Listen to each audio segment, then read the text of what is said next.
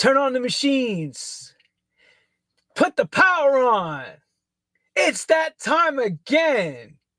You know what time it is. It's Wednesday, True House Stories Day. And thankfully, we're always here. You can count on us. Sometimes we're a minute behind or a minute early, but we're always waiting for you to come on. Anyway, we have a bit of like a Indian summer starting here in America again. It's 28 to 30, which is about 81 degrees Fahrenheit, which is nice and warm in New York. I was sweating outside, running back to get ready. And of course, I'm all excited after doing my workout today because I wanted to be a supermodel. But that was never my calling. I was too short and I didn't have the Schwarzenegger physique. So I missed my call, but I was blessed to be involved in something called the music industry. And thankfully, we're going to go to in a second and speak about this great man. I want to thank you all. We've been coming on TikTok live now. TikTok has given us the okay to start going on live, which is super, super duper cool. And where's the fall? Fall is coming. Trust me, it's coming because Monday is Aborigines Day for some people, Columbus Day in America, which we try not to talk about anymore, but now it's Aborigines Day. And normally by October, it starts getting a little cooler and all that. So welcome to True House Stories. I am Lenny Fontana coming out of New York City.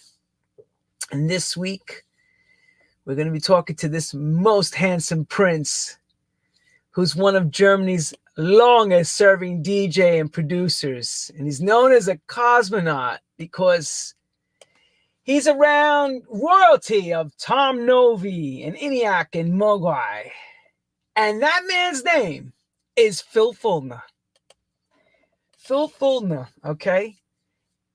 He's a big disco fanatic, produces a lot of disco house stuff, and remixes, and was a supermodel at one time. And still going strong, was a resident Space, which is one of the most finest clubs known in the game. And there's just so much we're going to hear from my man, Mr. Fuldner. And I don't want to ruin it by telling you too much, but I will say this. Back in 98, he did a fantastic cover of S Express, okay? That was a dance chart topper in Germany. And that's very hard to do, is have records in Germany that become pop hits. And he learned that formula. He figured it out. And he got it to happen. So, without further ado, we're going to bring up to the stage Mr. Phil Fuldner. Thanks for the kind words, man. Welcome, Mr. Phil. How are you? I'm fine. Thanks a lot. Thanks for having me on the show. And yeah, it went too early, dark today, and it's the end of the summer. Temperatures are still very, very nice, very comfortable, but it gets dark quite early, and that's why I put the curtains so you don't have to look at the black outside, but I'm fine. So for everyone, remember, hallo, guten Tag, guten Nacht, and welcome again. Welcome to the show. And of course, we couldn't ask for a better legend than yourself. And let me tell everybody this. You know how many weeks I've been rescheduling Mr. Fuldner? I'll tell you why. He's been busy playing out in Ibiza and all over the place. So I don't feel that bad. But it was like, come on, dude. He's like, no, we're going to do it. So thankfully, I want to say thank you again. And there's a big applause to you, my brother, for coming on a very special show that, basically helps keep the history of all of you. Because it's your stories, not mine. Anyway, welcome in again. So I just go right to the first question and make it very comfortable. Mr. Phil Fuldner, the young Phil, the kid. How does music find you back in the day, my brother? Well, thanks for asking. Music was always in the family. When I reminisce, my mother always was a great singer, and not a professional singer, but a great.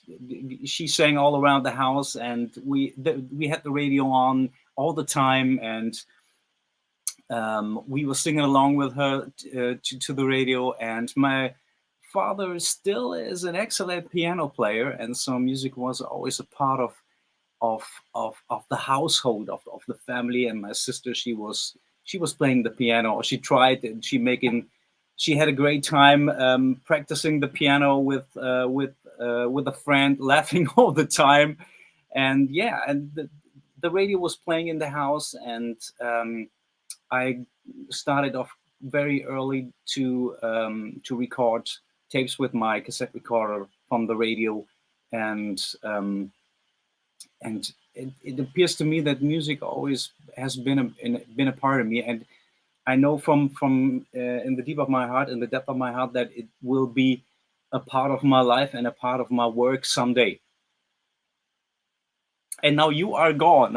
I'm the only one. There you are again. No, I like to these days. I like for people to be zooming in right in on how handsome you really are. You know what I'm saying? This way, I step away. It's not my show. It's your show. Oh, I was a little bit irritated. So you said about your father. So what kind of music at such a young age was being played around you? Well, my father was a jazz enthusiast.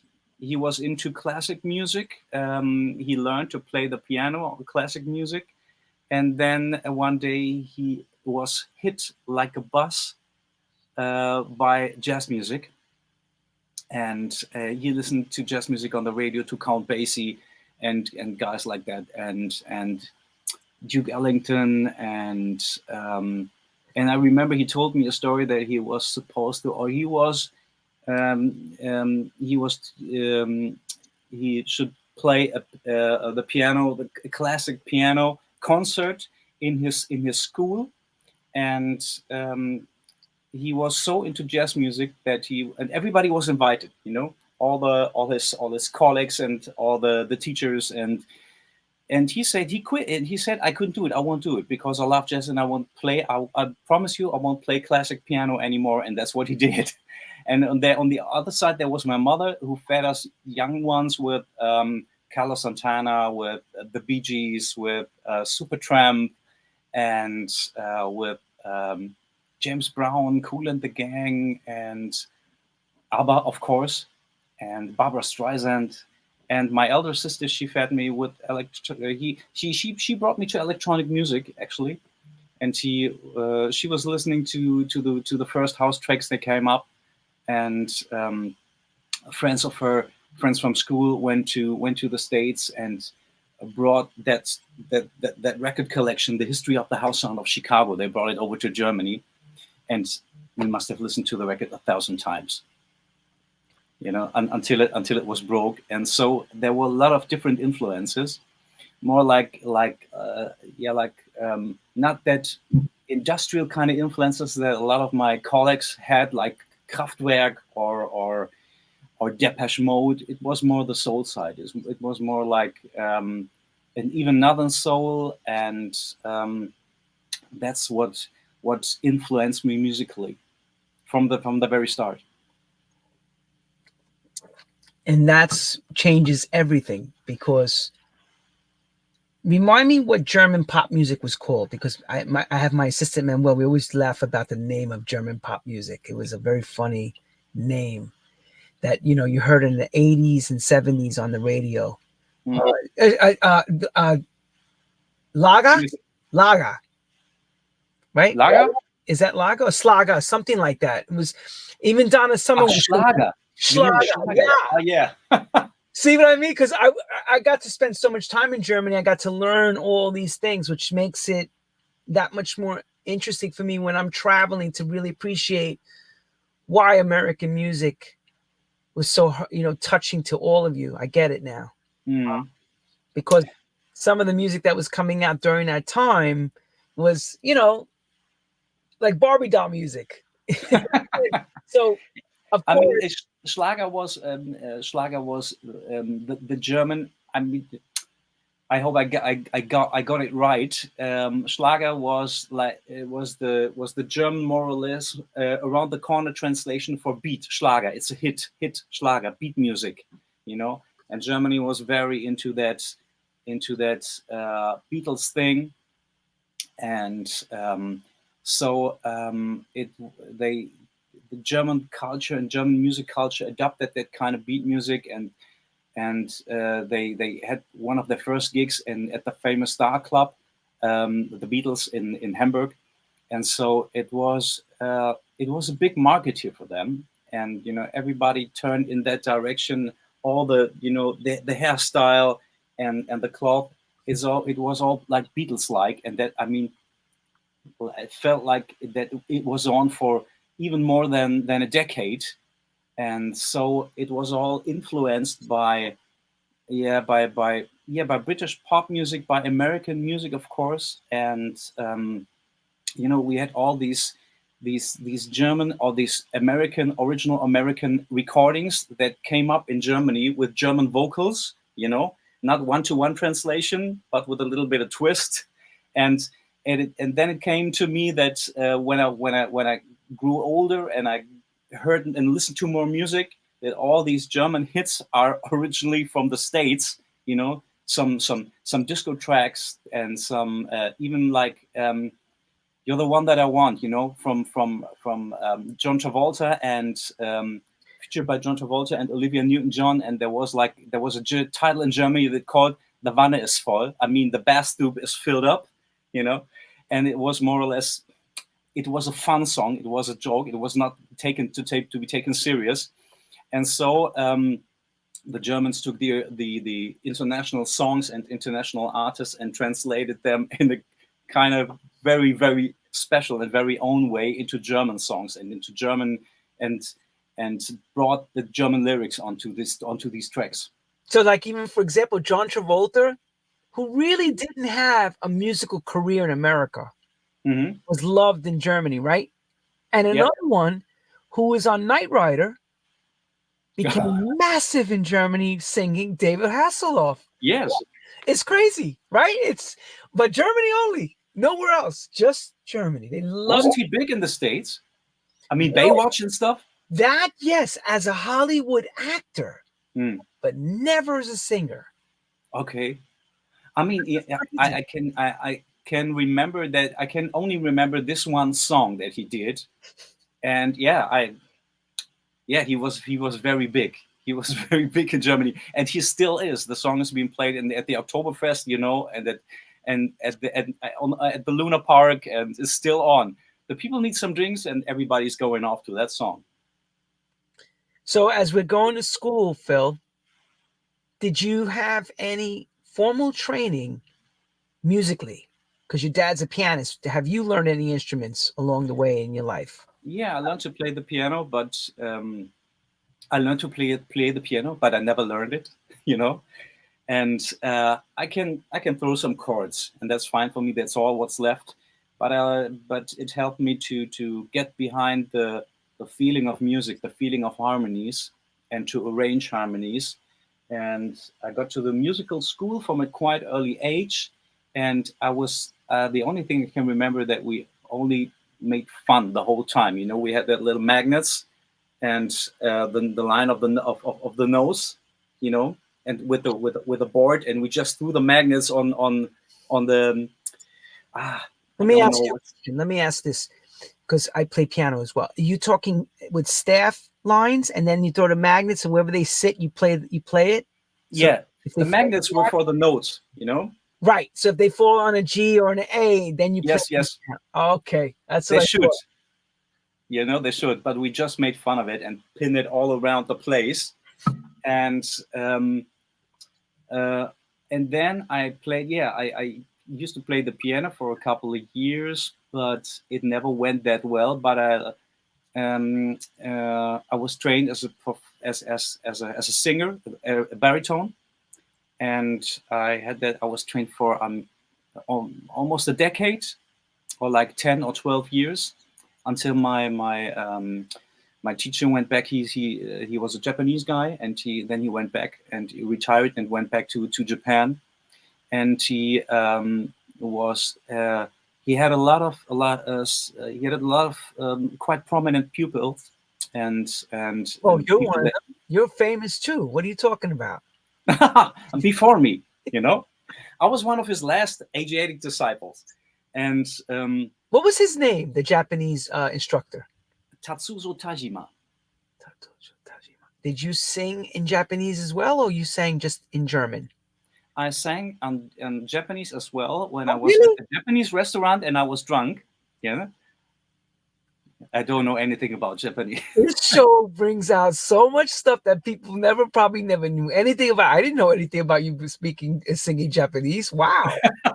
Yeah, I was thinking the Ah. German Japanese. He told me a few words, you know, so I can order some food, you know, and can order my sake, but nothing beyond that.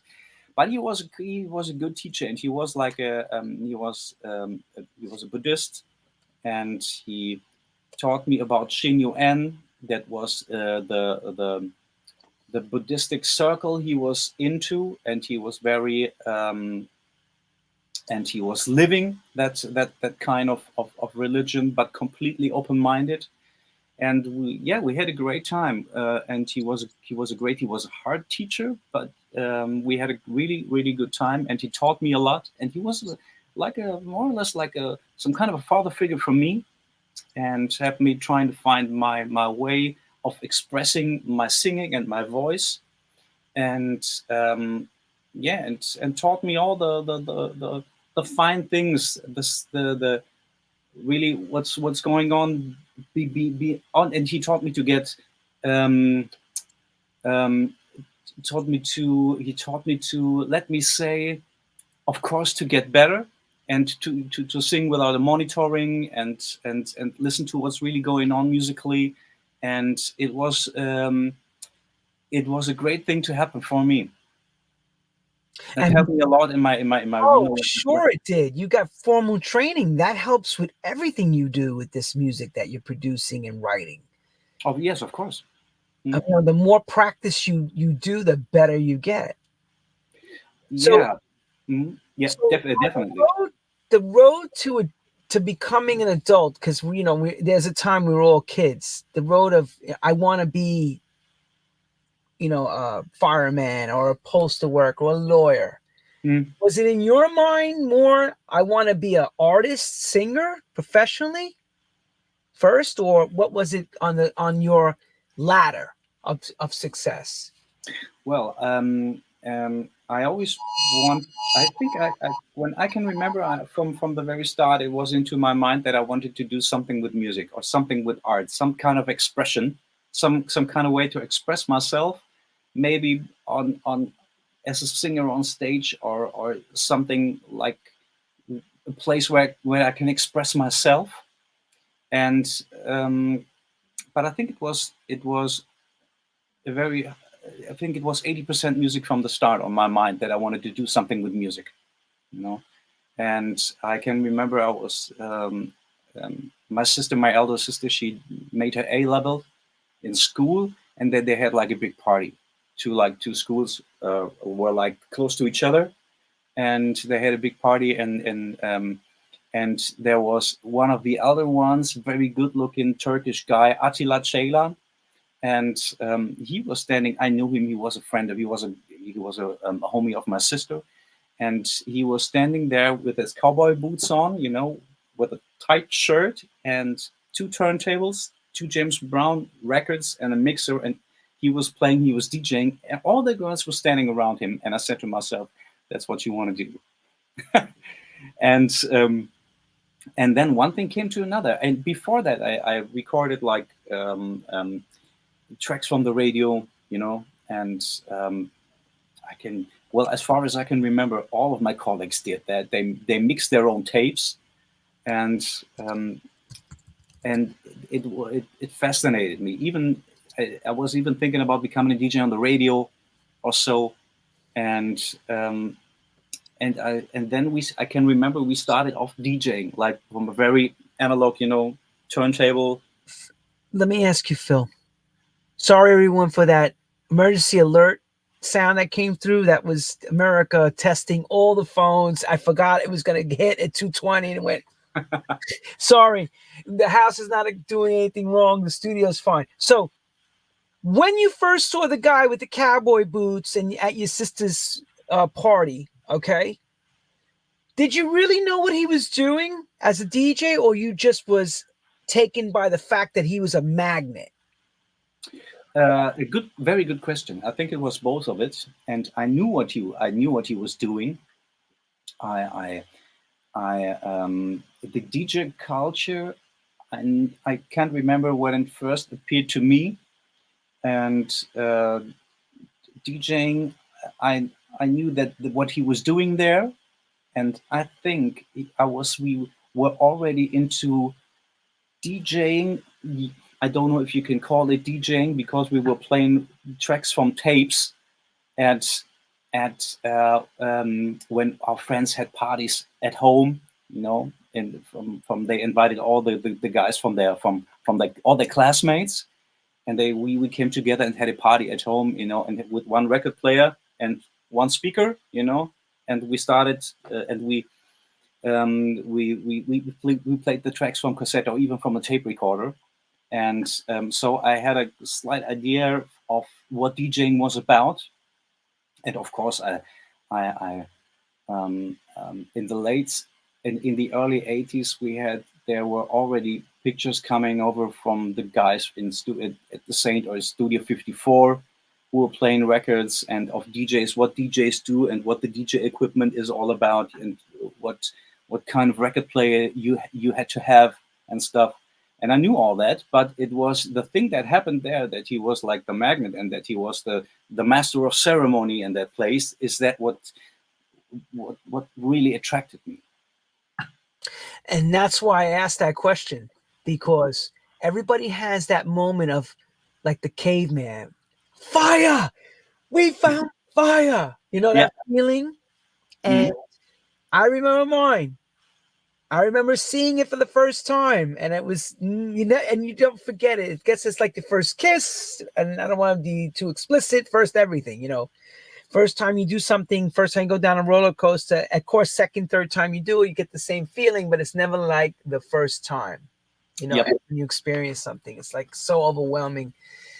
So, of course, at that time, hip hop is starting to make its way through, because Run DMC in the early 80s. So you're seeing the DJ in the back, like Jam Master Jay playing, and these records are becoming big.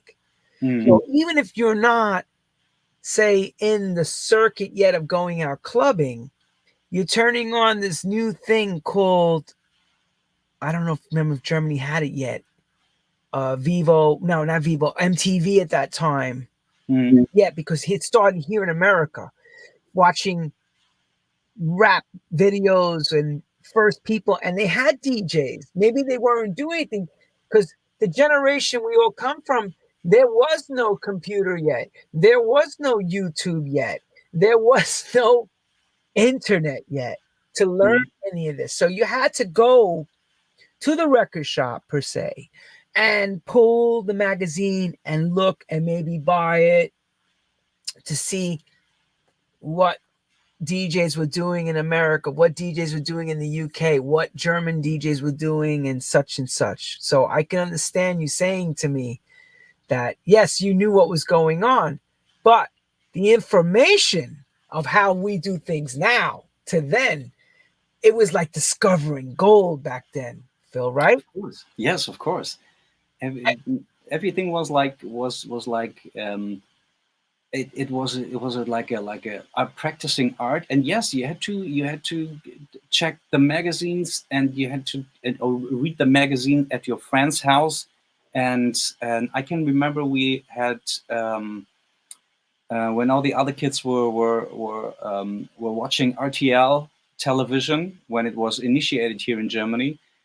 We couldn't receive it because the antenna on the top of our house was looking in a different direction, but we were able to receive Top of the Pops, and that was amazing for me. And even the early Neighbors series with Kylie Minogue, Jason Donovan, and stuff. that was not so really house music, but yes, it was a big thing discovering what was going on there. But we were so into it, and we were so like soaking it up all of the time that we drove for miles with the bus or with the train to listen to records, or to buy records, or to buy magazines, or to see DJs or artists perform. I was, and there's one thing I almost forgot. I was very into hip hop music too, into rap music, and first of all, like of course, like guys like T-Ski Valley or Curtis Blow, all that was like related to funk music more or less. And then in my skateboarding days, and I spent so much time on boards, on surfboards or skateboards. We were going to a famous place in, and not that famous, but they got all the bands, all the hip hop bands there, and all the sound systems at Tor 3 in Düsseldorf, Germany. And we were listening to Booyah Tribe, New Funky Nation. We were listening to Ice-T, Donald D, Evil E, Hijack, to Booyah Tribe. I said that we to NWA was there, and even UK hip hop like Silver Bullet. Yeah, and we were going to all that concerts and listening to that music, and so, and I can remember then, like, I was still into skateboarding when 2 Unlimited came up with their hits, and I brought it to my hip hop friends, and we were hanging around and having a drink, having a smoke, and doing skateboarding, and at the end everybody was partying. I was playing that record, and everybody was going bananas. And so, yeah, I did my contribution to bring house music to my skateboarding friends. How much? So I don't know if you can call it house music. Well, you know what I mean? The music of the time, let's say, Yeah. hip hop and all that. How much, let's see. Did anyone formally teach you how to beat match? Because you were working on vinyl in those days. You weren't, there was no such thing called the sync button like now, which is not a bad thing. But pioneers made it very easy for everybody to become a DJ. Back then, to be a true DJ was a very expensive proposition. You know, to have to buy music, learn the craft, really put everything you have into it. It wasn't like now. Did someone actually show you the basics of playing, or did you just pick it up as you went? Well, yeah, I had 1 or 2 major teachers, but it always was clear to me that there is a technique, or what you have to do. I mean, what you have to do to beat match, you have to bring the records together somehow and start it on maybe on to bring these things together to bring 2 records together in the perfect way, in the technically perfect way and in the musically perfect way. And it was clear to me that it only can work with the, with speed, with the speed of the record and the right starting point. But doing that, all that picture, but doing that is a different thing, practicing and theory. And Bert Vogt, that was a guy, he's still, I think, into DJing, but more like for small corporate events or for private events. And he was a resident in the Modell Traumwelt in Essen, a city close by, a city nearby. And he and I got my first regular job there, playing records on a Monday. The place was packed on Monday. You could go on every day in the week, and everybody was going out. And there was a special club or special discotheque you can go to on every specific day in the week. And he taught me how to do it. And he taught me I learned it the hard way in a club without monitoring, and a very large space with a great sound system. But you had that delay from the sound. And I didn't know what I was doing wrong, because I was practicing at home. Everything worked out great. And then in the club, I was always behind. And he told me, hey, there is no monitoring here. You got to control that. You got to do that. You got to you have to do the final control on the headphone before you pull the fader up, so that the records are, that the records are matching beat wise, and it was like, I had some hard times there, but in the end, really, really great times, because we knew the crowd, we know what record to play, and I learned my lesson well there. And I think Bertie is still on, and I had some friends who started off with me. Christian Nienhaus, a great artist, and he's a painter, and he does sculptures and stuff. And we started off DJing together as a team, and I got my first Technics player. And I can remember that I wanted to do a driving license for a Vespa, a scooter. Okay. And the friend of my mom, and he was a doctor, and he said, I have so many really horrible accidents. They come to me to the hospital of motorcycle and scooter accidents, and I don't want you to make that driving license. And if you stop doing that, exercising that driving license, you get $1,000 from me, 1,000 Deutschmarks, and right now at once. And I said, okay, I quit. Give me the money. And that's whereby I was able to buy my first. To afford the first equipment, my first turntable, and the other one was a dual analog player, and we had like a really, really cheap mixer. And the other friend, Christian, who bought also his first Technics, and then we had like two and a mixer, and then the whole thing started off. And then we had like parties from our elder from his elder brother and my elder sister, and we were like, come on, you have to play there. And we bought the records, and we were so excited to go there and play some records for the elder guys and for the elder ones. And that was also a thing of practicing.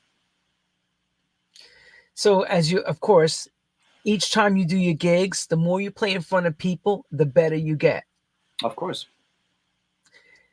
When does it begin for you to say to me, or when you should say to yourself, I'm ready to now do this all the time? Because in the beginning, you're probably getting a gig here, or you're doing a party there. And when do you say, I'm going to really jump into this now as a profession? I'm not going to do this as for, professional now. Well, I think it just one thing came to another. It wasn't really a decision that I made one day. It was always clear to me that I wanted to do something like this, and something with music, and if not a singer, then a DJ or something like that. And then it became, I started off studying architecture because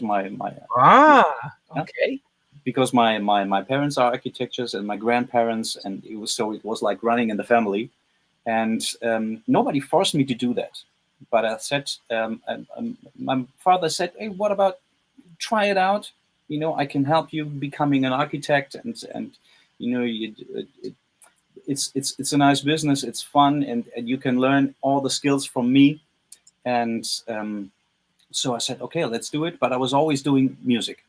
And then I think it was when it started to get successful, and then the decision was made by itself. We were back in the days in the 90s. It wasn't that influential business like it is today. Everyone wants to be a party DJ. So you could go into the club and ask to get in touch and talk with somebody who is in the club, who is maybe like a waiter or like a bouncer. Right. Or you can go up to the DJ and say, hey, I'm DJ too. What do I have to do to come and play and for an evening? And if you like it, I can come some more often. And you could talk to the people, to the owners, to the promoters. There weren't any promoters like back in the days, or like they are now. And it was much more easier to get in touch with the people in charge. And so we were like playing. We were locally known for the things we did for our friends and for the parties at school and maybe some smaller things and in a smaller town hall. And so we got quite well known locally. And then it was just a matter of time, like back in the days when the people get to know you better. And we were like writing the first articles for a magazine, like 4 pages on a black and white copy machine. And it was called Trendline. Now it's called Face Magazine, you know. And I can remember I was writing like 2 articles for a club gig that took place in Bavaria, you know, when the whole crew from Gelsenkirchen, where this magazine was invented by Klaus Pieper from Genlock, who is still an active live act today. He was famous back in the days. Klaus Pieper and Olli Kunzer. And there I wrote one of the very first articles. And so I'm still in a way related to that magazine. And not to be forgotten, I became, after my good friend Christian Nienhaus was going more and more into art, I stuck together to my my sister friend back in the day, Andre Tegler, better known as Mogwai, and we became very, very close friends. And he was into he was a mod, riding a scooter and listening to Northern Soul, even bands like or like psychobilly music, like Batmobile and stuff. And he became also a lover of that electronic music, and we started off playing records together, doing gigs together, and he bought his and he also bought his Technics turntables, and we had a lot of great. We went to the Love Parade together, and we had great times, amazing times, and everything started off there, and we started our career together. And that's just funny, and of course it hasn't ended. It's beginning from there. Yes. And now the DJing is taking off, and you're doing that. When does this songwriting and production thing begin for you? Because that's a lot of people know you outside of DJing. Some of the records you were involved in, and a lot of the success you were involved in with it. When because everybody always asks, how do you get into that? Like, has that music business find you? Because it's not easy to get in, as you know. Well, it started off like we were quite well known as DJs, and it was a parallel history, Mogwai's and mine, because we were doing all the stuff together. We were traveling around and playing solo and playing as a team, and we bought our first equipment together and put some stuff together here in my mama's house, in I think one of the bedrooms upstairs. We had our Roland JD 800, and I think the music program was called the DAW was called, the DAW was called Creator. Creator was the program, and we had I think it was a Kurzweil synthesizer, and if I remember, it was called C-Lab Creator. C-Lab Creator. My God, I haven't thought about that too. You just said, I went, that's a PC program. I remember that people tell me about they were using C-Lab, I think C-Lab Creator. That's how far back we're going, everybody. Get your pen and paper out. Oh man, and it was MIDI only. No audio stuff, and no audio was around yet. Not no. at that time. No. And we were like putting records together, and we even had our own label, Magoo Records, and we did 2 releases, very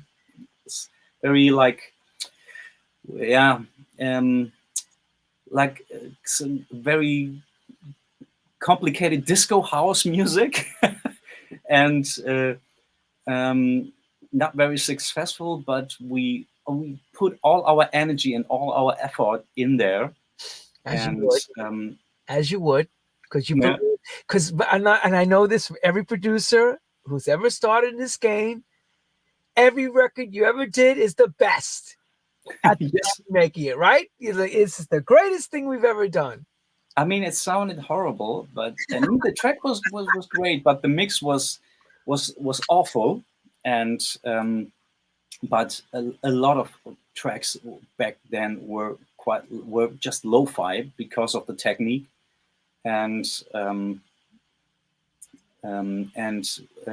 we bought our first stuff, and then we, imitating this and that guy and listening, getting influenced by a lot of genres.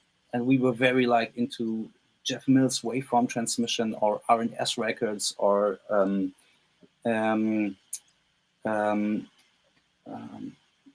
I remember when Andre bought that pink record from Underworld, Res, and it was a track that always haunted us in a positive way. And yes, house music work, the label work, and I can remember how many times we listened to Southside from Dave Clark, and Basic Channel, and all this. And we bought records at Hardwax in Berlin, famous record store, and important records in Essen.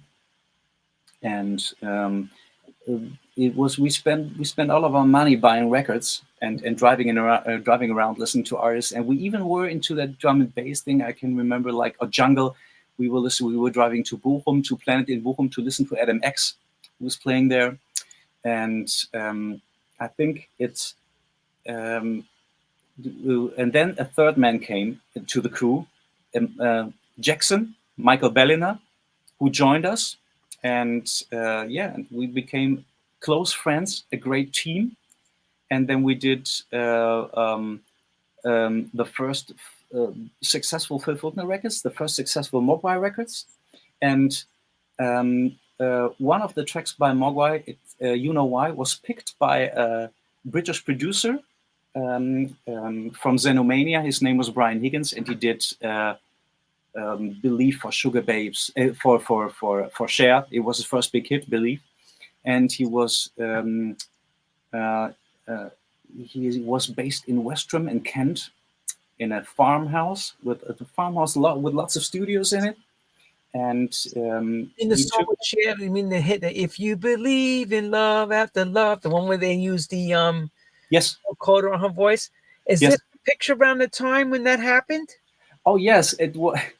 Is that the right song? The Sugar Babes, was that the record they used? The bass for I think for Something Kind of Ooh was the original song was from the one that we did with Mogwai, for Mogwai, You Know Why. And by that record we became recognized by him and his team, and he invited us to come there, and we produced the song so he could use it for his for the Sugar Babes LP. And then we started to work together more closely, and we did some productions for him, and there was some writing stuff to do, and one thing came to another. And then I learned that I have like the ability to write top lines, and that it was my thing, and finding melodies, finding like easy lyrics, and good lyrics to sing along. And and that was my thing, and I did that for a couple of years. And I think it was like 2014 or 2013 when I really came back to put that aside and really concentrate on Phil Fuldner again, and doing Phil Fuldner singles, doing Phil Fuldner stuff. Wait, before we go that far, we also have some in-between stuff. Let's talk about what happened in between. So we talk about, you have really good success. You got Miami Pop Collection, okay? You're waiting to become the Phil Fuldner that everybody knows now. What a cute kid. Oh my God. Disco from the very start. That's the kid dreaming about what it's going to be like to be the superstar Phil Fuldner. You're in the group charts with records, and look at that, above Madonna. Phil Fuldner has a #1 at the top. You know what I'm saying? Like, and, you know, and let's talk about this. You know, as you're going along, you're learning about Love Parade. You're at the beginning of Love With Parade. Mogwai together. Yeah, I mean, these guys they were in the trench.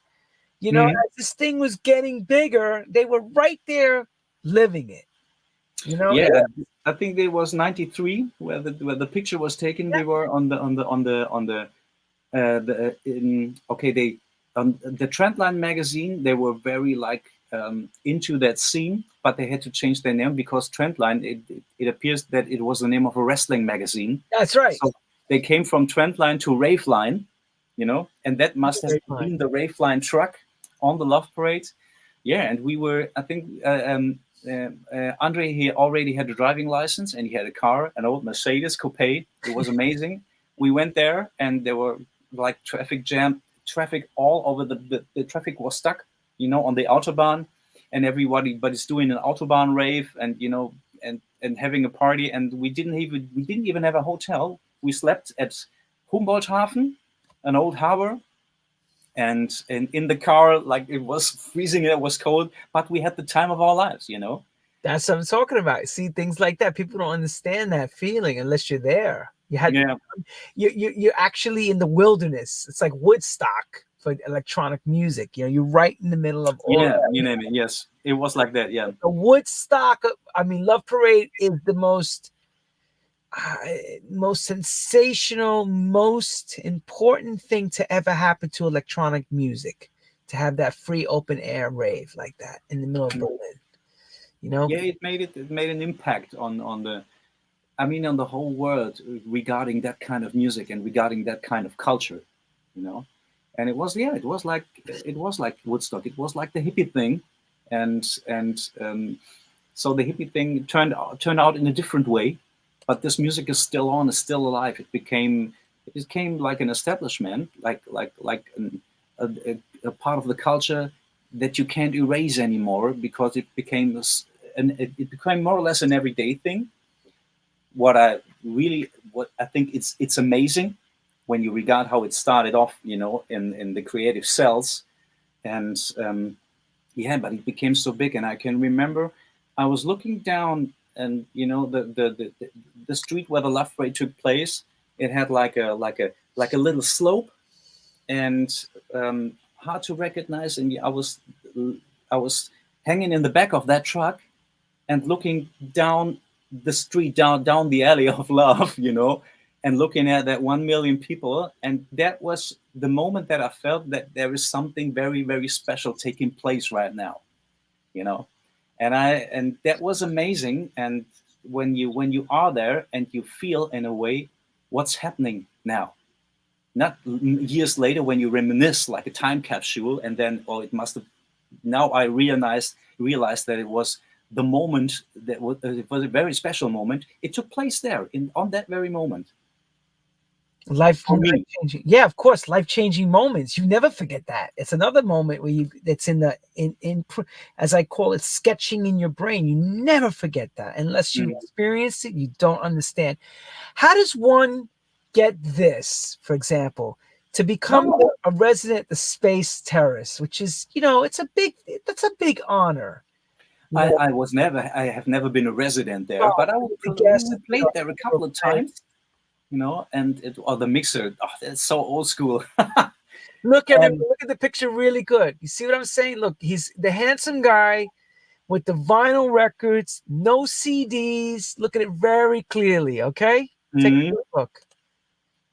So that was like, there was a lot of Cosmo parties taking place there. Cosmo was the label of the hour back in the days, with me and, like, as you mentioned, Tom Novi and Mogwai and Tom Kraft and Danny Koenig and DJ Sandy versus House Trap. And they did some parties there. And that was when I started off playing at PACHA. And because there were big parties there, and you can make yourself. It was always the thing, making yourself seen there and taking place there. You can get recognized by other clubs and by other promoters, and we had a big time there. And I think obviously we did a good job, and so we went to another club, and then when I reminisce, I must have played in almost every club there in Amnesia, even at Kilometer Cinco, and AM5, yes. yeah, it was an amazing time, even on Formentera at the Tipic or Magoo. And I remember we went there at the Magoo and on Formentera, the small island close to Ibiza, and it was the summer when Show Me Love came up, when Show Me Love was released by Robin S. And they played it, I think they must have played it 5 or 6 times at night in their club. And everybody, and we were going nuts, standing outside, smoking Fortunas, and drinking San Miguel. And we heard that song we're playing once again in the club. Everybody was running in. Bum, bum, bum, bum, bum. So you hear that organ, boom, ba-da-da-dum. Everybody's running in. What is that? It was amazing. What record is that? It was electric. It was electrifying. Let me show everybody what that looked like back then. He gave us some beautiful video of himself playing. I don't have the audio, everybody, so don't ask me what the audio is because of copyright permission problems, but we have an awesome video here, and Phil playing at Space. Look at him. In the glory days when Space ruled the nation of Ibiza. Incredible. He was playing You Make Me Feel Mighty Real. Unfortunately, we had to mute that. But you can at least see Space during the day was the party to be at. I mean, those that remember, it was an incredible time. And in those days, people partied 24 hours a day. That was the way it was on that island. That was a true party island, every sense of the word. And to be able to be asked as a guest DJ, or if you became a resident DJ at some of these clubs, it was like nothing other than you've ever experienced. I mean, Phil, I tell you, coming from Germany, I come from America, stepping on that island is a whole different level, right? Phil, complete different level. Completely. I mean, you can have a great time there just relaxing, right? And you can now even more than any time before. It's so entertaining, but it's still there are still places that I used to love about Ibiza, and if it was too much, we just went to Formentera to chill there, and this was also a completely different thing. It was a different smell, it's all the pine woods and all, the noises, the sound, and sometimes you can only hear the wind. And what I love about Ibiza is that you can participate and you can roll with it. You can go to the party from 9 to 5 and 24/7, but you can leave it behind. And we were like last week or the weekend before, we went to we had a party there at a friend's house, and then we were like, and it turned out that it was a boat party. And then the next day we spent some time on the house, and there was music playing all the time. And then we said, okay, that's enough. We need to have a rest. And then we went to the Silencio beach where no music was playing. And then the old feeling came back to me. And that you can go to places on Ibiza where there is nothing. There is only the noise of nature, and some wind and the sea. And that's what in the end, I enjoy even more. Sure. I mean, of course, this is your job. This is not you going there as a clubber for a weekend and then go home and go back to work and, like an architect. where you're doing your architecture for all week long, and you run into Ibiza. This is what you're, an architect of the dance floor.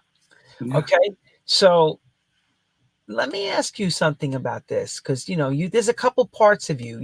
Here I mentioned in the beginning of the show about modeling. Oh well, yeah. What drew you to the model? Did you decide to leave music behind for a minute to try something different? No, Or did you decide to stay in it and do this as well? What was the story behind that? It happened. All these things happened and more or less at the same time. I was making music. I was working as a DJ frequently and trying to sell or to bring and release own productions, my own stuff, and together with Mogwai and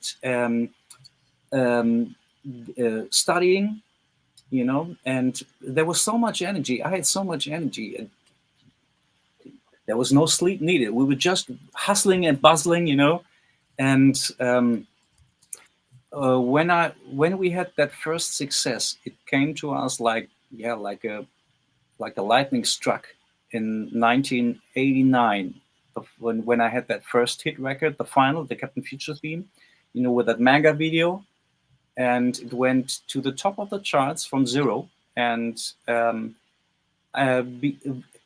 during that time, I was already into modeling, and I was my ex-girlfriend from that back in the days.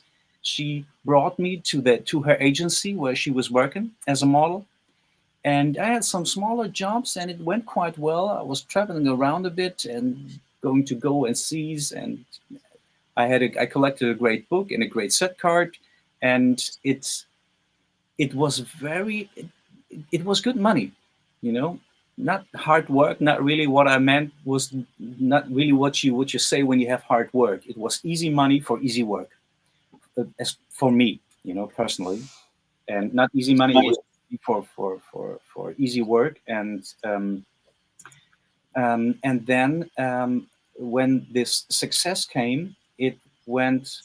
They booked me, for that bigger companies, for Levi's or Caterpillar and Bruno Banani, and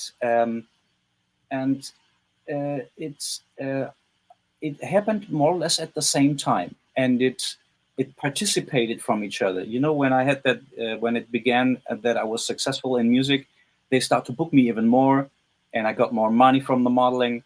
And right. But only for a couple of years, I think 5 or 6 or 7 years.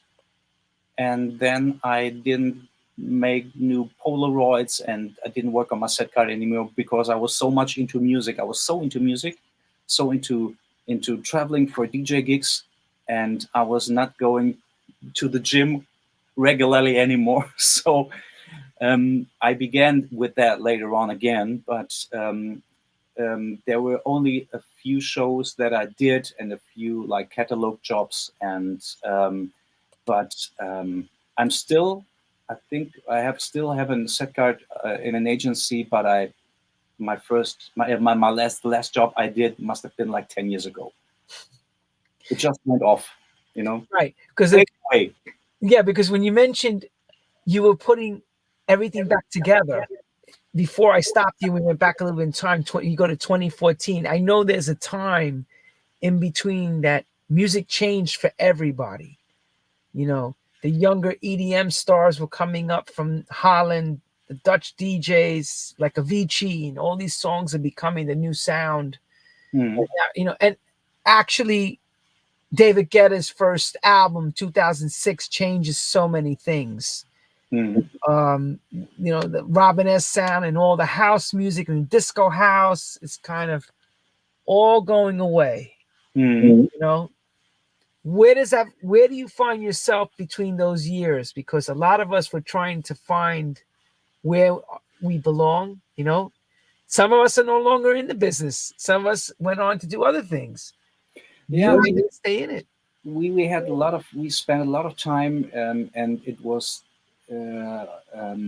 we had a good time producing the stuff for Mogwai, with Mogwai, Jackson and me. We did the stuff for Mogwai, which that was more like the rougher stuff, and so I could concentrate on this. But I changed. I changed a bit, and but was that was the year, or that was the years that we were like very into producing for other people, writing and producing and doing backings for other artists, and starting off making our own parties. And so we were into the music business, but not doing that much singles anymore. That there are a few Phil Fuldner singles in that time, but the direction for me wasn't clear in a way. I enjoyed the because I had so many influences when it comes to electronic music. Like we were listening to the very very housey house stuff, but we also listened to the and we I can remember we were on the one of the very first Maydays and in at Halle Weißensee in Berlin, and we listened to Euromasters. Today it's called hardstyle. Back in the days it was called GABA music. GABA. Yes, GABA. 160 BPM. Yes. And it was like, I can remember Mockham Records and Dark Raver and all these guys, and it was the hardcore stuff. It was really fun. We enjoyed it. I think it was so much fun to see those guys performing on stage, you know, and even that was an influence in a way. And to find your way, and especially when we did the producing for pop music, and that also is a very strong influence. And then you end up and say to yourself, so what you going to be? What do you want to do? And how do you want to sound like? Or what is your style? Finding yourself, you mentioned that, you know, yes. Especially when you have so many influences. Yes. And that was quite a hard time, and it still is, to find your kind of signature, your sound. And especially when so many things are so inspiring, and there is something that has maybe a song or a band that has such an impact on you, and you say, okay, this must be it. So this is it. I want to sound like this, and I want to go more in that direction. And a couple of weeks later, you hear a different thing, and that's also a major impact, you know, on your creativity. Sure. And how to bring that together, you know. And it's of course it's a thing of art, but it's a market thing too. So it never was my wish to only produce music for myself. I wanted to do it for the people, and right. I wanted the success. I wanted the records to be successful. And so you think, okay, I want to excogitate. I want to bring myself I bring my really core into that song, but I also want it to be successful, you know. And how to bring that together, and that can be complicated, and that isn't the major way. And the people always say, when you do what you love, when you 100% do what you love, you can it will be successful somehow, more or less, you know. But with a bit of luck. Yes, with luck too. And that's it. And with a little bit of calculation, maybe, you know. And that's what I wanted. That was always on my mind, to bring that together, a functionality and soul, you know, and really, yeah, and keeping the music real, but it and expecting some kind of success. I got you. I got that. You know, again, things changed, and you know, who would have ever thought? I'll bring up this next segment. Who would have ever thought we had this man on last week? Simon Dunmore would have created something called, you know, GLITTERBOX, and help bring disco back after all that heavy music between EDM and then, you know, Steve Angello and all, you know, Swedish House Mafia and all that sound coming out from Holland and Europe. And American house music that we knew, the soulful house or the disco house, was completely like, it was there, but it was so underground. Yeah. You know, where it wasn't, where 10 years prior was commercial hits. So, you know, of course, you're lucky enough to get a chance to play with the Glitterbox family Mm. in the Hotel Shanghai in Essen with MOUSSE T in them, of course. And I had fallen in love with a track you produced 2 years ago, that disco track. Take Me. Yeah, I loved it. Love what you did with it, and it inspired me. Oh, thank you. That's amazing. It was an inspiration again because again I was like, do we do this? Mhm. Do you want to do this, Lenny? Do you feel up to it? Because you go to yourself after a while, if you don't have the people around you with the cheering, it's hard to stay focused.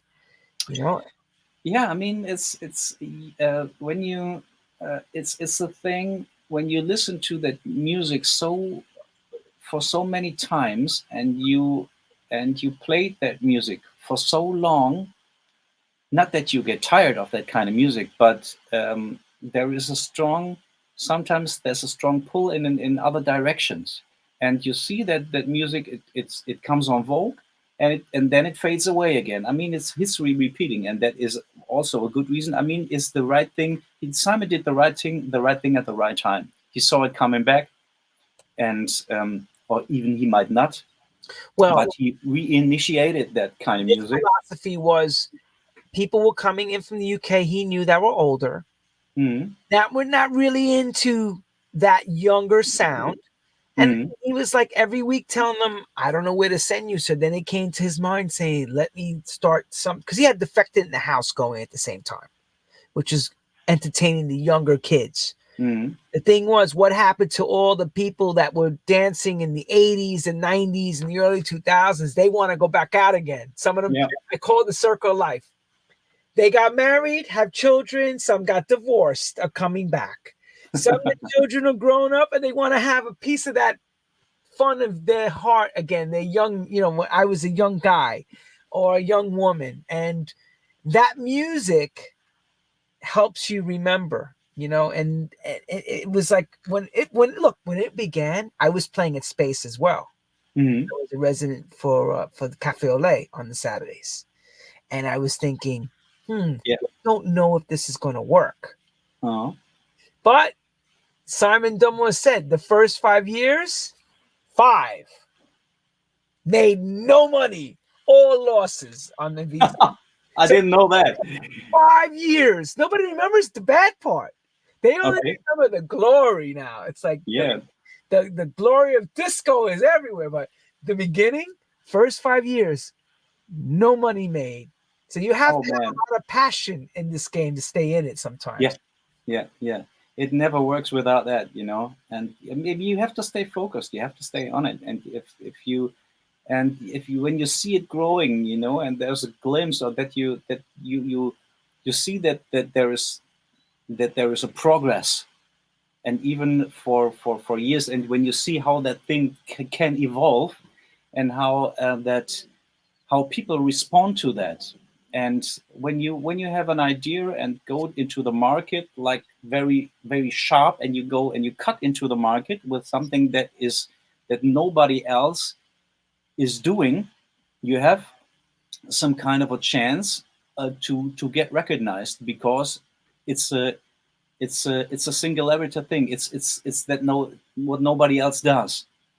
And then you get recognized. And when you do it in such a loud way, like he did and he does, and it's only a matter of time until people come and recognize what you're doing there, and the music was turning back into that house direction and into that disco direction. And like, sometimes I think that the decade is a good decade for classics. And I think it started off with, and even before the 2000, I think it was, look how John Travolta came back, and he was so off and he was so on, like back in the days, and everybody was Travolting. And then the people were so over, of like Bee Gees. Bee Gees were banned from the radio because nobody could have Bee Gees anymore. And because it was so over, and then he was off, and he didn't know what to do. And then he came back with little small roles and on the movies. And then a guy like Quentin Tarantino, he came and pulls that guy out of the dark, and says, "This is the guy that I want, and this is still a superstar." And he was a guy from now, picking up the guy from then, like Sunmore does with Jelly Bean and Casey Sledge, and all these heroes from back in the days, and he pulled him back into the light, and he came back to stay, and then he became a superstar, and again for the second time, and this is you are big, and then your time has gone, but it's always a chance, to come back, and he did in a major way. And that's where it comes to me now saying what you said. Ready? 2014 is a transcending year for you. Why? I stopped you at the time. You said I was doing something in 2014 to now. What were you creating? What was the mindset for you? Was this it? Creating this? Oh, yeah. Yeah. Ah, I'm putting it together in pieces now. You made you did your homework very well. Well, I started off Fuldner Plus. That was the thing before Phil Slicks, and then I remember I started off actually at Hotel Shanghai. Fuldner Plus, I think it was 2001 or 2003 or 2008, or even before. Sometimes I have a poster and an old school and a flyer from that back in the day, so I have to take a look when it started off for the first time. I had Ian Pooley there and Ali from T Schwarz. Oh, Ali, and oh my God, from the Red Dog days. Oh yeah. And Ali and Basti, everybody. Ali and Basti. Yeah. Very, very cool guys. And can I say something about Ali and Basti? Go for it. So before they became Techno Kings, okay, they had this small club, everybody. I played there. Tony Humphries, everybody played. This club was as small as a little store. The Gum Club in Hamburg? Yeah. Yeah? Was it? Red Dog, right? What was it? Red Dog or something like that? What town? Maybe Hamburg. Hamburger. Okay. I can remember this, that there was back there was the front where Boris was doing his thing. Not Boris's thing, yeah, no, not yes. Boris. But he was also playing at the Gum Club. We have to. I have to check that. But I think it was everybody was. Yo, this is crazy. Soulful black house music. I mean, like New Jersey, New York style. These two guys, Steve Schwartz playing Ali and Basti, crazy in those days. Yeah, amazing. That's it. I couldn't when he said it, and he had them, of course, in 2014. But back in the day, in the 90s, what a party! Like Mach 1 with Booby, M1. Oh my God, all those clubs were the bomb. But anyway, sorry for jumping on your parade. 2014. Mach 1 in Nuremberg and Café Europa in Bielefeld. They were famous German house clubs, and yeah, at Gum Club, a lot of things happened there. And okay, 2014. So I started off with Fuldner Plus, and then I my booking agency, they were not so. I think I can't really remember what pulled us away from there. But there was a Phil Slicks. We had a break for a couple of years, and then we came back. I think in 2013 or 2012 with Phil Slicks, and I wanted to do my own party again, and with the kind of guests that I wanted, and the kind of style that I wanted to present, and it had to take place on a small scale, like some kind of downplaying, like the thing we saw, like bringing big artists to a small place for a small crowd, you know, to make it become a real clubby feeling. And then, you know, when you're in that scene and you have a lot of colleagues and you know everybody, and you know, let's say you're not allowed, you know, a lot of people, a lot of the big timers or some of the big timers, it's easier for you to invite that people to come to play on a club than a club promoter, you know, or a club owner. You can always say, come on, we only have a small fee to pay, but it's a great place. And when you get one of the big ones and everybody sees what's happening there, what's taking place there, it attracts the other DJs to play there. And they said, oh, I know this place. This and this guy have played there, so I can play there too, because the crowd must be amazing and everybody was there.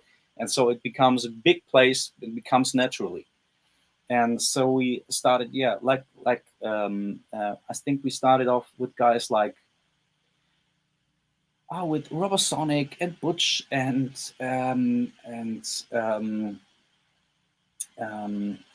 with Tino, Papa Disco Machine, Lawrence Wardy Live, and Ten Snake, and Loco Dice, and The Blessed Madonna, and Cinti, and Perel, and all these guys. Not only house music, it was also very, very electronica. Mm-hmm. And we had DJ Kotze playing there, and we had Nina Kravitz playing there, and a lot of queer content, a lot of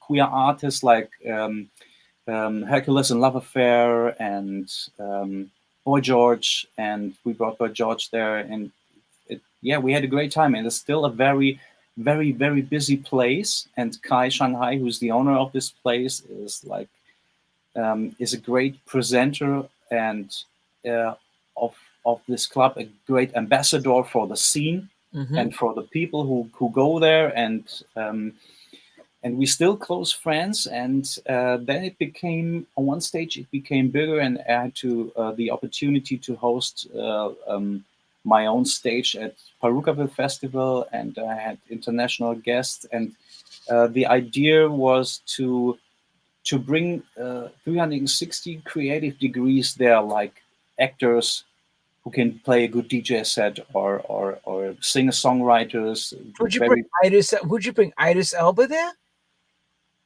No. No. But I thought you said actors, because he's DJing. Yeah, I know. Yeah, and he's a good DJ. Yes, he really could play. He really play music. Yeah, no, he's very good. He said he has always been a DJ. That's what he said on an interview, and that he was always been DJing. And we had guys there like Skin from Skankenansi. She's an excellent DJ. And some really famous guys from Germany, like Clouseau, great singer-songwriter, and Paulina Roginski, great creative girl and great artist, and Philippe Poisel and Jan Delay, who's one of the head honchos of Germany's most influential hip-hop act from back in the days, and still is. And that was the idea, to bring artists into a small club or into a DJ venue, people that are not really known for DJs, but more for going onto a stage and with a guitar and playing for 30,000 people, and then bring these guys to an intimate place and make them play a DJ set, and not an EDM or DJ set, but really sophisticated techno and house music. And they really did. And some of these, or most of these creative guys, of the singer-songwriters, are actually really good DJs. They have their controllers at home. You know, they are collecting stuff, and they are really, really able to play really good DJ sets. And that's what I wanted to express, and that's what I wanted to bring out with Phil Slicks. And that's a great idea, because we needed it. You need to do something a little bit different than what everybody else is doing in order to be successful. And that's what makes you stand out. One step beyond, yeah. Yeah, otherwise, why go to Phil's party if I can go to Butch down the road, or whatever, or, But do you particularly like better playing for more intimate, or you like playing for big events? What do you prefer better? Well, I like both, actually, and there's nothing that can compare with an intimate club set or with a clubby setting on a larger scale. like Kiesgrube or famous brand in Germany, Tom Preuss, who really brings a lot of big artists to Germany, like he did recently, Jamie Jones, and he brought Peggy Goo here, and I was playing for him with Entim in a mid venue, like a couple of hundred people, but it had like a club appearance, and narrow ceiling, you know, and so you can play on a festival and it can feel like a club gig when you're close to the people. That's what I like. And that's always a bit of a pity when you come to a large festival, you have that big stage and you go like 30 meters back and then there's the DJ booth. So, and that's okay because everybody has to see you from out there. So you have to be like a little bit backwards, you know, but it's not that, and you can even make that an intimate place. I used to go grab a bottle of Jägermeister and go to the crash barriers on the front row and fed everybody with Jägermeister, and to get in touch with the people, to do something intimate, and to correspond in a way with the people. And that's that you can do it much better in a club because you are so close. You can look in everybody's face and the people can look in your face, and there is always some kind of an intimate interaction going on. And so I like both. I mean, it's an amazing feeling to play for a couple of thousand of listeners and people, and it's like a flight to the moon. But I also like playing on a small venue and getting real sweaty, and that's because that's the places where we started off, or where I started off. Groove Club in Gelsenkirchen and Warehouse in Cologne, amazing places. There you go. Can I ask you your involvement with this gentleman, this famous gentleman from Germany, Wolfgang of Kraftwerk? Kraftwerk, everyone. Kraftwerk.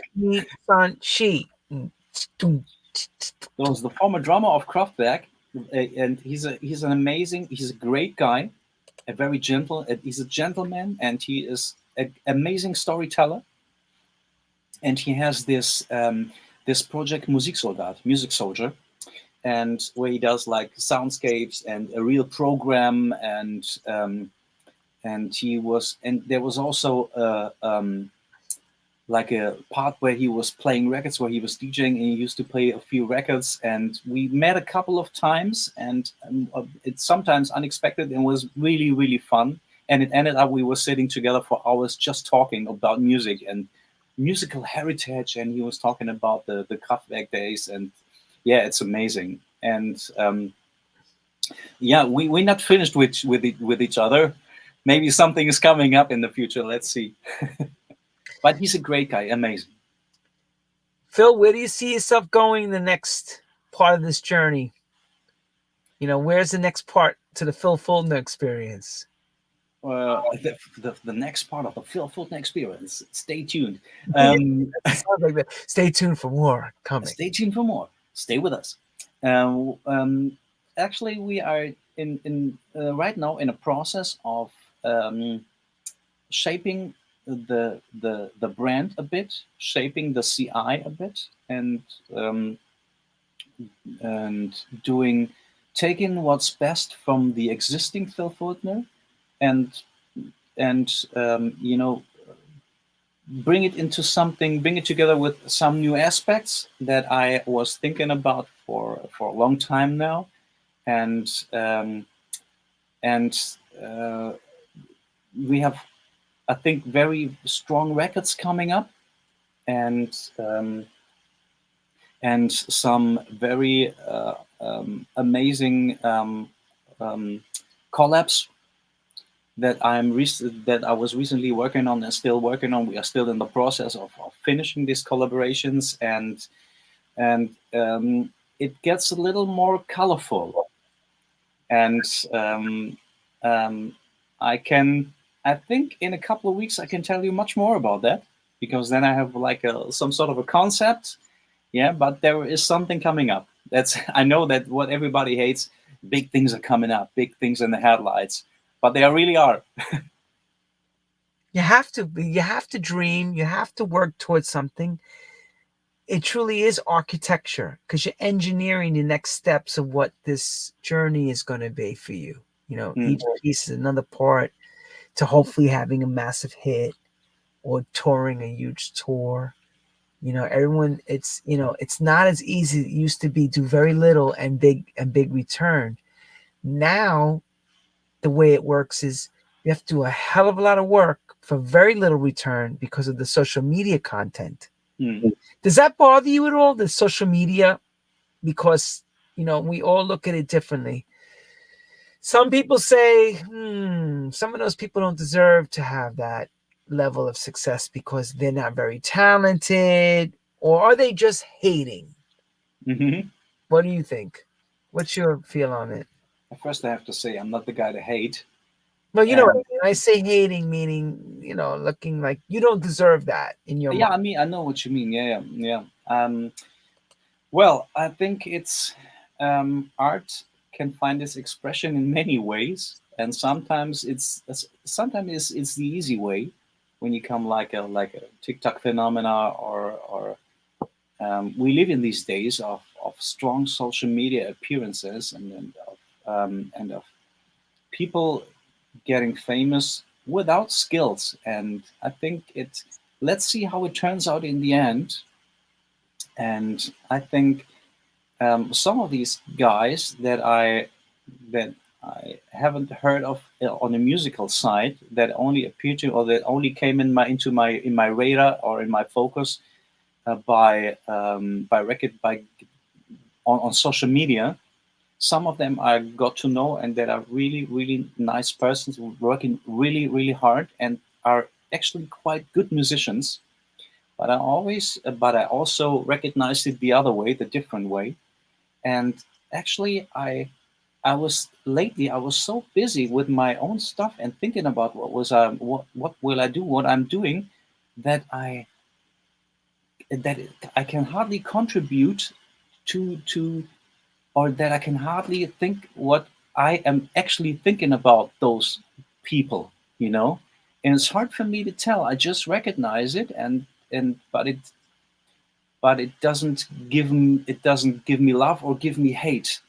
Sometimes I sit there and said, "Oh my, that's ridiculous," and that must be only a fun thing, And on the other side, it's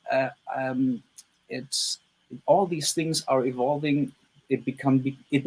These phenomena didn't come up overnight. So you have a way, or there is some time you see these things coming, especially when you are in the industry for such a long time, like we are, and you see those trends, and you can understand why these people get famous, just because there are stars on TikTok or on Instagram, or like they are influencers. But I think everybody every time has his own stars, whatever that means. And things are come and go, and it's always history repeating. And I have no exact vision where this thing will end. What I can say is that sometimes it's tough to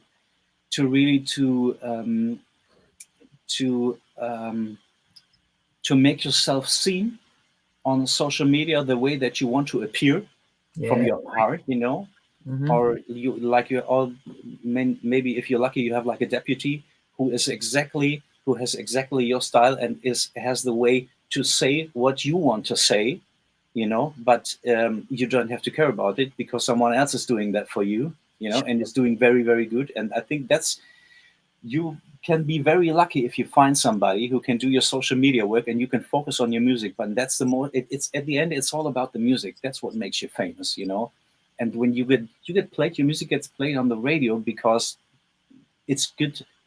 I don't know if it's good music, but because the record is successful, not really because you are successful as an influencer, They have to like the music.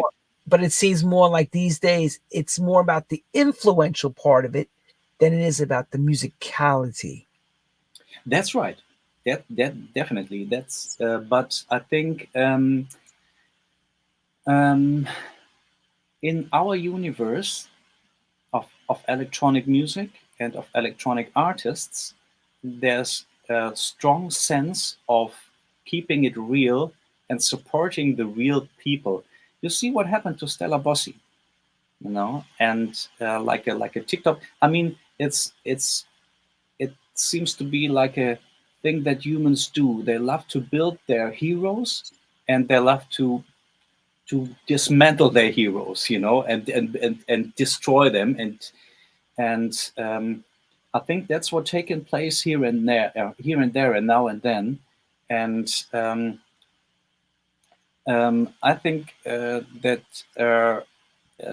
the electronic music scene is very supportive on people who are even if they come up really strong in a very short period, like Fisher did or stuff. And but I didn't know. I have to confess, I don't know how famous I was before his hit records.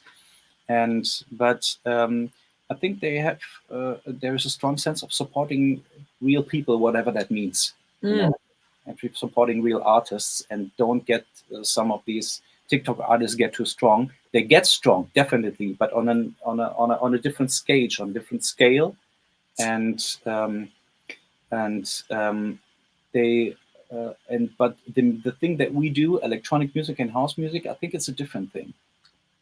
It's hard to explain, and I have to think, and especially when we have that conversation now, I recognize that I didn't think of a lot of things that took place in recent history because I was so busy thinking about myself, you know, that sometimes I can't really contribute real substantial stuff to or feature my position that I have, because I was not thinking about this and that phenomena. I just recognize it, but wasn't really thinking. I wasn't really reflecting about this. And that's what happens because you're so busy being in your own, like I call it, it's like your own goldfish bowl, swimming around, trying to be seen, make sure everybody sees what you're doing. That there's thousands and thousands of people doing that now, and it's like, wow. I mean, and you always do this. Yes. I mean, what I try to do is, let me teach you. You got it. I mean, what I do is I every day I try to look left and right and beyond my horizon. Yeah, especially when you are a music producer and I'm interested in every kind of music. So that's why I take a look at I check Spotify, I check Apple Music, I check the song starts, I check Beatport, I check Bandcamp and Amazon and whatever, you know. And but I let it come and let it go through me. Some things stay with me, the others just pass me by, you know. I try to see what's going on out there, you know, less politics, more music, you know. Yeah. But there's so many universes beyond my own horizon, you know. Like there are some artists I never heard about that are in my genre and very big in my genre, and I see them on the flyer on a festival lineup in the billing, and I go to that, and there are Instagram super or TikTok superstars I never heard of before, you know, because there are so many of them, you know. On my algorithm, it didn't got these artists to me. It you know, Insta or Facebook doesn't bring these artists to me. Okay, here's the question. When you see these TikTok stars or Instagram stars, and you never really heard of them, do you think a lot of it is pumped up with money, marketing money to buy a fake audience, or do you think it's legitimate, real? Well, sometimes you can tell on the interaction that takes place there, and you can see if that's. I mean, you can construct an artist and construct.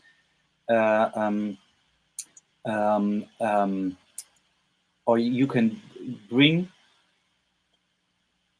with money an artist to people, and then it has to go by itself.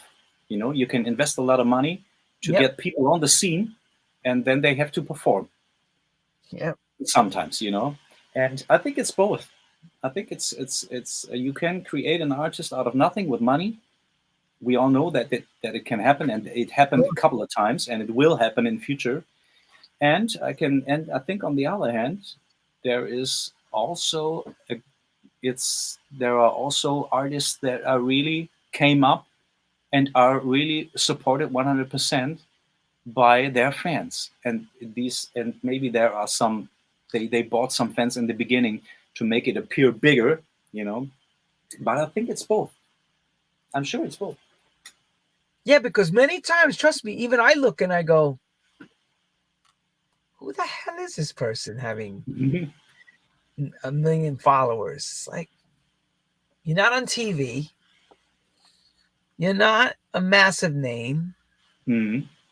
I have to say, something doesn't seem right sometimes. I mean, when you see, when you buy Insta followers, for example, and you come to a certain amount, you reach a certain amount, that and when you have the appearance that people are really interacting with comments, and you know, and it seems to be like there are real people doing the comments. Mm-hmm. It attracts on you, and I know what it does to you. You think, okay, this must be somebody real, and and maybe it didn't came to me earlier, but this has to be somebody. And from that stage on, the people are following more naturally. Right. You can push it to a certain stage with an amount of money, and then best case, it runs for itself because it attracts people just because of the numbers. Again, the algorithms, because the algorithms are out there, and everything is flowing. It seems to bring more. As they say, success breeds success. That's Does what I that meant. mean the same as the algorithm world? Maybe it does.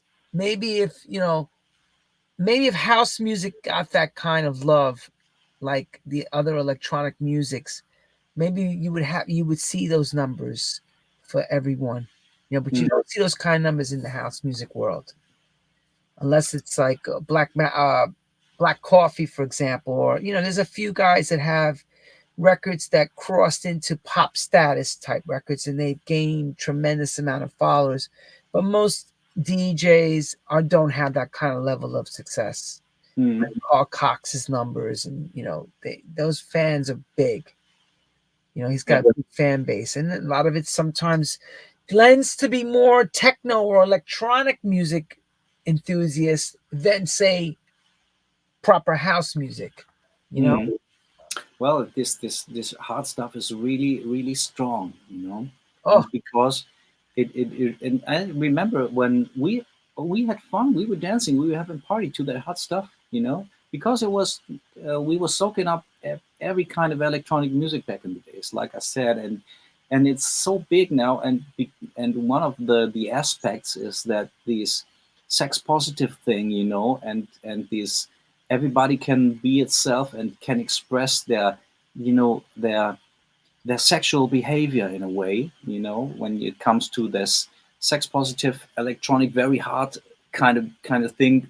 You can recognize it by how the people dress, Totally. and what they like, and finally they can be their self and express their self in a way, that they want to express their sex and their very intimate parts, because the music is and even the clubs are, and the whole scene is a platform for that. You can live those private parts, right, with the music, and that's why I think that's a major reason why it's so big, and it of course it's fun, Yep.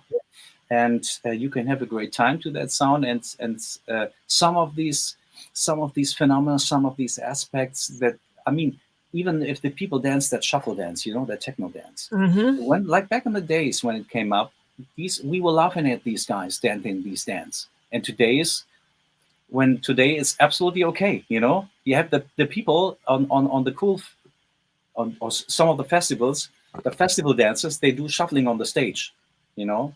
And I say, and every time I see it, I say, oh my goodness. Well, back in the days, you know, we were just throwing coins at those people, but that was a different thing. I mean, everything is okay for everybody. Everybody can do what he loves, especially when it comes to these kinds of music, because that's um, that is a major part, a major expression of that music. Do what you like and dance how you like and be how you like. Do you know? Do what you like. Digital Underground. Yeah. Do what you like. And I think it's when a phenomena comes up so strong, it can be gone very quick. But I think so many people have spent so much time with that music and that kind of fashion and expression, and it even takes place in, you know, Berghain it's an international thing, you know, it's a fashion thing, you know, and there is on the, you know, on the catwalks of Milan, we have that techno style people walking on the catwalk, you know, and it comes like a good point, because fashion came from the nightclubs. Yes. Yeah. That's where innovation takes place, you know, and then in the dark. Yeah, and in the dark, yes. And so it became such a big thing. I don't know if it will be gone very early. I think it will stay for a couple of time, or it will stay for a time. And I'm excited to what's coming next. So if we have that wheel, if we regard it like we do always, like repeating, so what do you think will be the next thing? In the cycle, I think the 1990s sound is already starting to make its way through. Yeah, it already is. Like, you know, like people. But it hasn't peaked yet. It's still just I like, think so too. Yeah, it's like banging the door. Boom. Boom. The door's gonna, when that door opens up, it'll be like crazy. But I think that's just listening to the music coming out, seeing the people playing the sets, or you are playing those records from that era. People go crazy. You know, I don't see these new records. I'm not putting new records down because I love making new records like you do too. The question is, these new records that everyone's making, are they going to hold 20 and 30 years from now to become the golden classics? The golden classics. Yeah, you know what I'm saying? I don't know if it's going to have that same staying power, like the way a Finally record has, or Bucketheads, or, you know, all the big hits that were through the 90s to the 2000s. Yeah, because that was an innovation. I mean, that's just recycled, you know. And even if the young people don't get it, that what is absolutely okay. I can remember when we had that, when in the 90s, when we were into that acid jazz thing, when Jamiroquai came up and Incognito and stuff, and we were all going crazy to that disco music, and, you know, with these the cloth we wear, and, you know, and how we dressed, and my mama was just laughing at me and said, "Oh no, we just brought that behind us, and now it's starting all over again," you know. And in a way, when with sampling all these records, we recycled it all. We also, but it was the first kind of recycling we did. It was the very start of sampling, when you regard, when it comes to electronic music, it already took place in hip hop and in rap music, you know, taking other people's bits and pieces and put your record and put your rapping on it. But the house music was the first one to really make a whole movement of sampling disco music. Yep. And so the disco music samples are resampled, so it's a different thing. But I think I heard a lot of great recycled 90s tracks that were already based on samples, with 2024 or 2023 additives that I really like, that I like better than they did it in the 90s or the 2000s. Sure. You know? Yeah, no, I hear you. Well, Mr. Fuldner, yes, it's been an absolute pleasure. It was my pleasure. I think You definitely have more to say through your career. Your career is not anywhere near done yet. I think you got some more time to give us some more hits. Yep. Some more modeling. I don't know. I have to go to the gym. Look. Oh, man. Look at him. He's back. He's coming back strong. He's still on. Look, if you need him to model, send Phil Fuldner. Man. Send him a Facebook message. Say, Phil, we want you back. Doing what you do. All right. So we wish you all the best of luck, and thank you for being part of this show and alumni, and now you're part of it. You're part of the True House Stories family. Hopefully you and I will someday play together at one of your events. Yeah, I would love to, man. I think we have great history, and it's love to see you. And I remember when we were at Musik and Frieden in Berlin a couple of years ago. Yeah. That was really fun with Manuel, and Kai Shanghai was also there from Hotel Shanghai. Yeah. And I see Manuel often when I almost. He always comes out to see you when he comes into Berlin. When you come into Berlin. Yeah, most of the time he's with me, and we're having like a traditional when I play at Sisyphos Winter Garden. We always bring our own bar, because the people on the bar with the marks are so fuzzy, and so we always bring our own stuff, our drinks. Do you play those favorite Schlager tunes for Manuel? Because I know he loves Schlager. He never told me. He'd probably kill me if he heard that. He'd be like, "What?" Manuel, stay cool. Yeah. But anyway, thank you everyone for tuning in around the world, and to our friends from Germany, Phil Fuldner. Stay in touch with him. Here's the most important, everyone. Keep streaming his records. Get on Spotify, stream his records. He's got a lot of catalog records that are amazing. He does great, solid work. That's why he is a legend in who he is. Thank you so much. And people give a stamp of approval. Keep on streaming Lenny Fontana records. He's the man with Duane Harden. You know what I mean? I really love that. And by the way, I told you last week Simon was on. I'll tell you the same. Next year is his 25th anniversary of What You Need Already. 25 years old. Man, amazing. So of course my birthday was September in 21st. I was 29. So Simon and I were laughing when he signed my record. I was 4. So just do the math. Heavenly. Amazing. Good night, everyone around the world. We'll leave you on a good laugh. Stay tuned. Next week we got Booker T from the London scene coming to tell his story right here on True House Stories. Good night, everyone. Thank you, Mr. Fuldner. Toodaloo.